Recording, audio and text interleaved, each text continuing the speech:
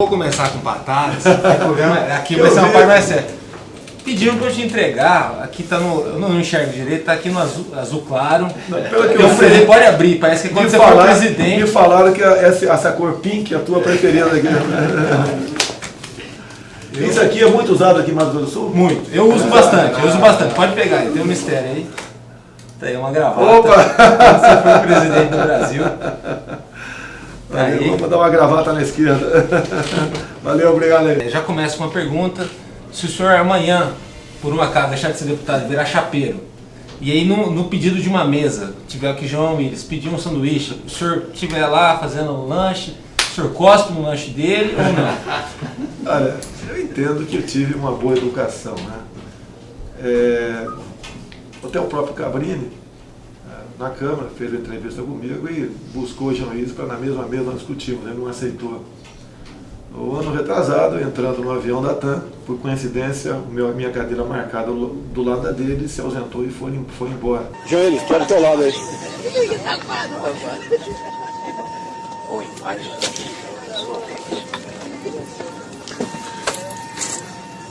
Eu estava do lado dele, mudou de assento aqui. Ele não é um político que aceita debater qualquer coisa, né? E o ato dele na Câmara, cusparada, eu acho que uma imagem, uma péssima imagem, vale mais que 1 milhão de palavras. Demonstrou quem realmente ele é. Perfeito. O senhor falou ontem na coletiva e também lá na calçada, que foi quase uma coletiva também. Foi muito bom ali, eu gostei. Foi melhor na calçada do que foi espontâneo. É sobre uma psicose dos direitos humanos no nosso país. Depois dessa questão do estupro coletivo, que ocorreu lá no Rio de Janeiro, houve uma onda grande de relatos de estupros em redes sociais, e até essa questão do estupro, o conceito passou a ser bastante rediscutido. O senhor acha que existe, no caso, uma distorção do que falam da cultura do estupro? Olha, o meu pai, nem o teu, nem de quem está nos ouvindo aí, nos ensinou a ser estuprador. Se existe uma cultura do estupro, a culpa é da Lei Rouanet, que financia exatamente esse tipo de coisas imprestáveis que vem através da cultura brasileira, que não é essa. A cultura brasileira, para mim, é outra coisa, não é essa que esse pessoal ganha por volta de R$1,5 bilhão de reais por ano. A questão do estupro coletivo do Rio de Janeiro, pelo que parece, existiu, mas aquela menina lá, o comportamento dele era essa, né? Na primeira agenda que foi mostrado lá no telefone para o delegado da área, ela falou que nesse dia eu vou bater meu recorde aqui de homens aqui na comunidade, tá ok? Agora, é um caso que devemos esperar finalmente para você caracterizar se é estupro ou não. Chegou o meu conhecimento, tive acesso de vídeo dela, derrubando quatro homens. O prazer dela era derrubar 3, 4, 5, meia dúzia. Parece que era uma ninfomaníaca, okay? Mas logicamente o estupro não se justifica. Eu tenho um projeto em Brasília para agravar a pena de estupro, bem como voltado para a castração química. Agora, isso, pelo superdimensionamento que deu, tu já viu o estrago que não trouxe para a questão do turismo no Brasil. Imagina. A gente tem um país muito machista? Não, olha só, a esquerda sempre procura nos dividir através dessas questões, né? É um país que é racista, que é homofóbico, tá ok? Isso desvia a atenção nossa de questões que poderão nos levar a uma situação melhor no futuro. A gente fica patinando, discutindo essas questões. O que é o machista? Olha, tem a feminista, então, que são grupos eu tenho grupo de machista, por exemplo, machista fazendo movimentos de ruas como fazem as feministas, não tem, tá ok? Nós fazemos a nossa parte, tá ok? Obviamente, quando há essa questão de estupro, você levanta a bola dessas questões que eu entendo que deveria ser, não se dá tanta dimensão como grande parte da mídia dá para essas questões aí.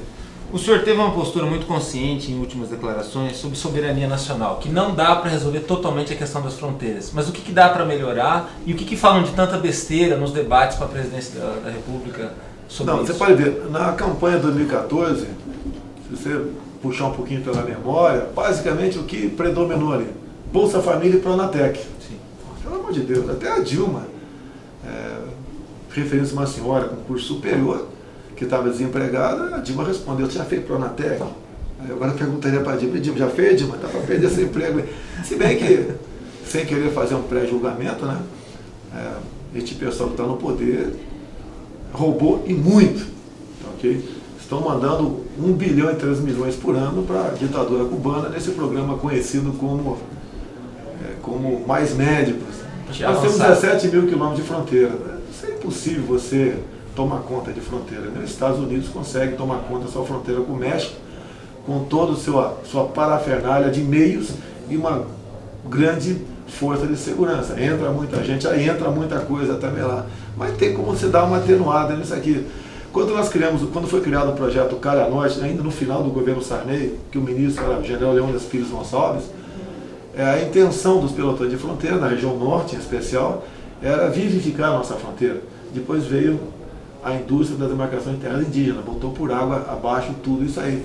Eu entendo que a colonização em parte da fronteira ajudaria bastante, e você tratar o traficante, tá, de forma mais dura, não o consumidor, o usuário, que eu acho que tem que ter pelo menos uma anotação na sua ficha criminal, mas botar na cadeia não. Assim você pode inibir, no meu entender, em parte a entrada de drogas, a entrada de armas ilegais, obviamente, tá, ok? E a questão do descaminho também, que traz um grande prejuízo para a nossa economia. Perfeito. O senhor fala de muitas boas intenções, inclusive até pessoas que apoiam o senhor, como a redução dos impostos, um Estado que tem um controle mais inteligente das coisas, né? Até porque a gente vive esse rombo por falta de controle, né? E provavelmente também até uma diminuição do Congresso. O senhor acha que seria oportuno para futuras reformas políticas? Não tem como fazer uma reforma política sem mudar a estrutura. Talvez numa próxima fase, o senhor tenha mais oportunidade de dizer como fazer isso, porque são intenções também de outros pré-candidatos a presidente, outros deputados. Olha só, durante a campanha é muito bacana você falar em reduzir o tamanho do Congresso, né? Mas uma proposta dessa, vindo do Executivo, você começa a criar problemas dentro do Congresso para aprovar bons projetos até. Seria bom que fosse um compromisso do futuro parlamento, uma proposta nesse sentido. Por exemplo, hoje em dia você tem no mínimo 8 deputados federais, no máximo 70. Se no mínimo passasse para 7, tá? E o de 70 diminuísse uma meia dúzia, você teria menos 80 parlamentares, além de você selecionar melhor o pessoal que chega lá, você teria como melhor conversar e discutir os grandes temas nacionais. Quando você pega uma multidão pela frente, e geralmente a multidão, como nós somos uma multidão lá, 513, você se afasta do debate. Você fica muitas vezes apenas ligado ao líder, que tem um compromisso de ajudar o governo em troca do ministério, em troca de diretorias, etc. E nós aqui ficamos a reboque da vontade do Executivo. Se você até tiver um bom presidente da República, que pense no Brasil, você pode até pensar dessa maneira, mas como temos ainda, né, que não saiu, o PT não saiu de lá, um viés de esquerda, de um viés de que o socialismo é a solução para nós e não o capitalismo, você corre o risco muito sério de ver o país mergulhado numa situação que dificilmente ele vai sair dela. Por falar nisso, a gente vive uma crise que não tem uma perspectiva de solução, não tem um tempo definido para... O senhor acha que falta para a gente ainda, nesse momento, ter um diagnóstico dessa crise, um pacto mais definido da solução dela? Porque ela não é só uma crise econômica. Não, a econômica leva demais. Até numa família, quando se perde emprego, outros problemas aparecem dentro de casa, né? A economia estando bem, a política está bem também. Então o principal é a economia. O Brasil, quando fechou as portas para o mundo todo e resolveu partir, junto com o Foro de São Paulo, buscar uma grande pátria bolivariana sul-americana, nós mergulhamos nessa situação. A prova está aí, 12 milhões de desempregados, 12 milhões oficialmente. Na prática, ultrapassa aí a taxa de emprego nossa a 40%. O senhor depende do caos para ser candidato a presidente em 2018. Como que o senhor vê essa questão de, nesse momento turbulento do país, o seu nome ter crescido muito? Eu acabei de dar uma entrevista, foi ontem numa reunião nossa do partido, na casa do Coronel Davi, que eu espero que apareçam bons candidatos por aí, porque eu não estou fazendo isso pensando em mim. Pensando em mim, me desculpa, eu não estaria conversando contigo agora, estaria com a minha família, quem sabe tomando uma água de coco na Barra da Tijuca, onde eu moro, tá, ok? Não é uma obsessão da minha parte buscar isso daí, não torço para quanto pior, melhor. eu quero que esse país aqui use os seus potenciais que tem para produzir aquilo que é obrigação nossa, a felicidade para todos. O senhor é a favor da pena de morte? Olha, a cláusula pétrea, o que trata da... Tem um dispositivo da Constituição que diz, né? No Brasil não haverá pena de morte, caráter perpétuo e trabalho forçado.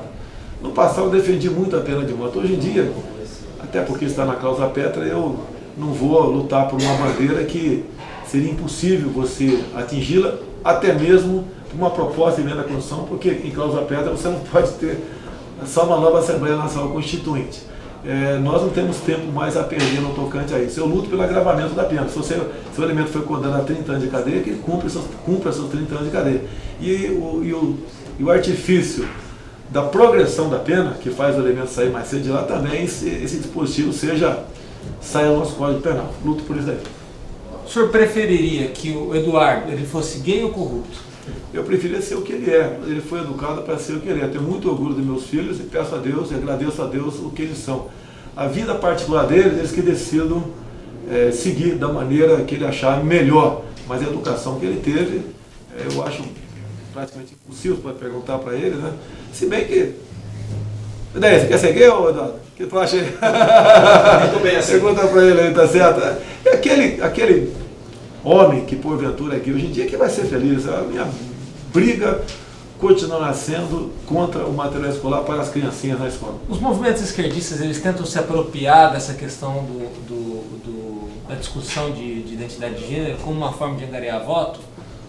Olha, eu tenho certeza absoluta que hoje em dia, entre os homossexuais, eu ganharia a eleição entre eles. A grande maioria concorda comigo, porque aquilo que no passado praticamente todos me condenavam, que foi a minha briga contra o kit gay, mas o movimento, os ativistas LGBT levaram para o lado que eu era homofóbico. Não tem nada a ver, tá ok? E aos poucos vão se conscientizando que eu estou no caminho certo. Eles têm pais, eles têm mães, tá ok?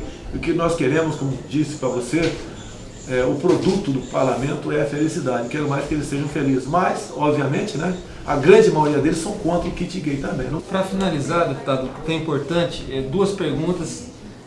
Uma delas, se o senhor quiser até emendar na mesma resposta. Uma delas, se a Dilma acertou em alguma coisa, no que daria para aproveitar desse governo dela, se teve alguma coisa que ela acertou de importante para ser continuado, e se o PMDB, o PSDB e o PT está praticamente todo mundo no mesmo balaio, é tudo a mesma coisa. No tocante à corrupção, estão. Eu não parto para cima que do PT apenas é o responsável pela corrupção. Né? O PMDB também é, meu ex-partido PP também. E sim, assim foram comportamento de vários partidos lá dentro. Eles não acertaram em nada. O último documento do PT agora, de 2 semanas, análise da conjuntura, eles fizeram uma meia-culpa ali. E uma das questões que pegou pesado em cima das Forças Armadas, eles falaram que erraram em não modificar os currículos escolares e não promover os coronéis a general, levando-se em conta